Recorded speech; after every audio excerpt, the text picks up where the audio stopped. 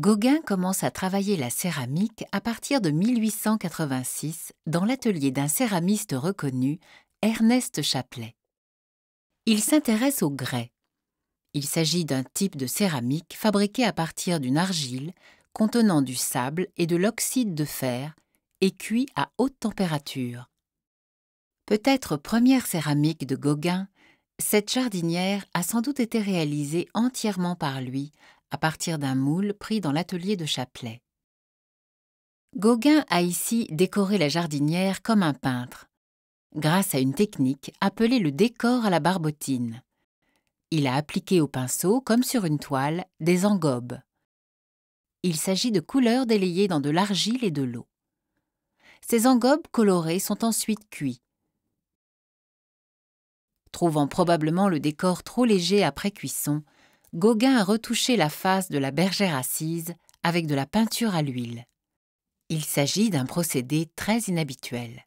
On retrouve justement cet aspect pictural Ouais. dans la céramique de Gauguin avec cet effet de matière qui là du coup est apporté par la peinture à l'huile.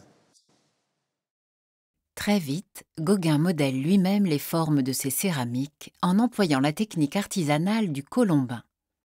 Des boudins de pâte sont enroulés et montés pour former la structure du pot. Nombre de ces céramiques présentent une forme creuse qui s'explique en partie par sa méthode de travail. Les craquelures laissent penser que c'était d'abord une bande qui a été refermée.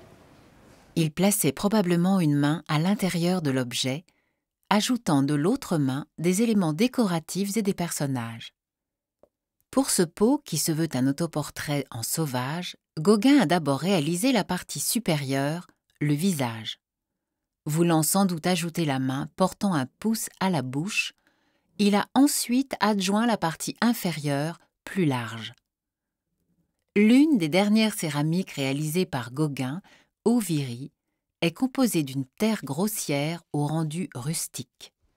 On a un aspect effectivement très granuleux, avec une matière qui est très présente et qui a aussi un aspect, on aurait dit avant, plus primitif, c'est-à-dire qu'on a moins de détails, on est plus dans un traitement du volume plus allusif, et il est évident que c'est le genre de recherche plastique qui intéressait beaucoup Gauguin à cette époque-là.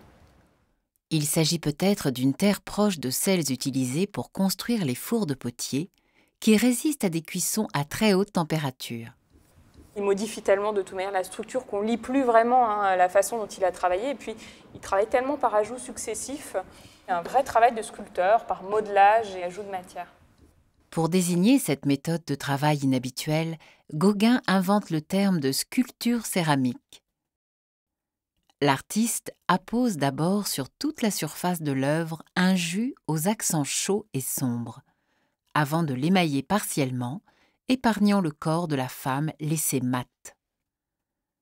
2 jus d'émail sont appliqués, l'un blanc, présent notamment sur la chevelure, et l'autre d'un rouge profond sur les animaux et sous le pied de la déesse, semblable à des coulures de sang.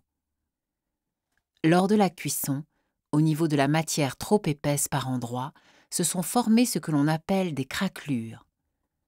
C'est justement cette part d'imperfection, de hasard, qui intéresse Gauguin.